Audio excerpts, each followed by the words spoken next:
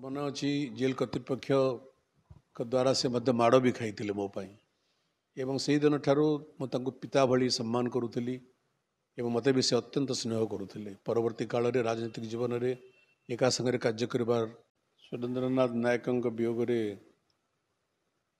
ओडिशा राजनीति रे एक प्रचंड शून्य स्थान सृष्टि है। दीर्घ अर्ध शताब्दी अधिक काल धरिक ओडिशा राजनीति रे तांकर प्रभाव थिला, तांकर जनप्रियता थिला, लोकप्रियता थिला। से क्रमागत अनेक थर मोर जानवे 7 थर विधायक भाव में काकटपुर निर्वाचित होते। से ओडिशा विधानसभा उपवाचस्पति पद संभाली थे। से विजु पट्टनायक नेतृत्व रे सरकार रे बहुत गुरुत्वपूर्ण विभाग मंत्री दायित्व तुली थे। परवर्ती काल में नवीन पट्टनायक सरकार में बहु गुरुत्वपूर्ण मंत्री दायित्व तुले थे। से प्लानिंग कमिशनर वाइस चेयरमैन बहुत दिन धरिक एवं केवल सेतिकी नुहे से अंचल से अत्यधिक जनप्रिय नेता थे।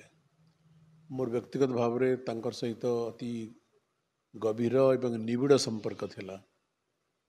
तांको वियोग पर आम समस्ते मर्माहत होइछु।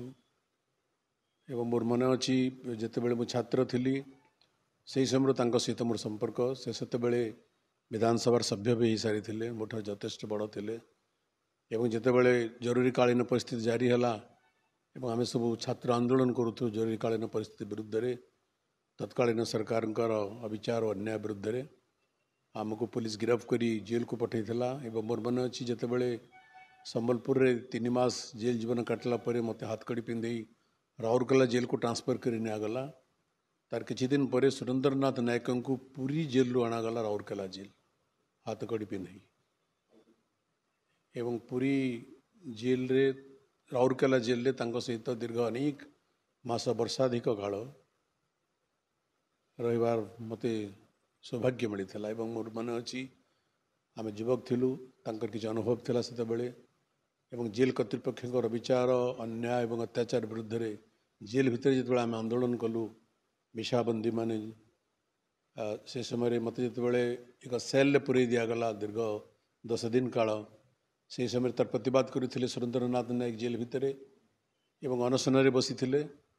मोर मन अच्छी जेल कर्तृपक्ष द्वारा से मध्य माड़ भी खाई मो पाई एवं से दिन ठारू मुझे पिता भली सम्मान करुली एवं मत भी से अत्यंत स्नेह करुले। परवर्ती काल में राजनीतिक जीवन में एका संगे कार्य कर सुजोग मिलला।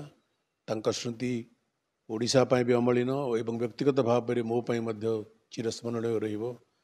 तांका वियोग रे ओडिशा जने निर्भीक राजनेता, जने षष्ठवादी राजनेता एवं जने जनप्रिय राजनेता को हरैला।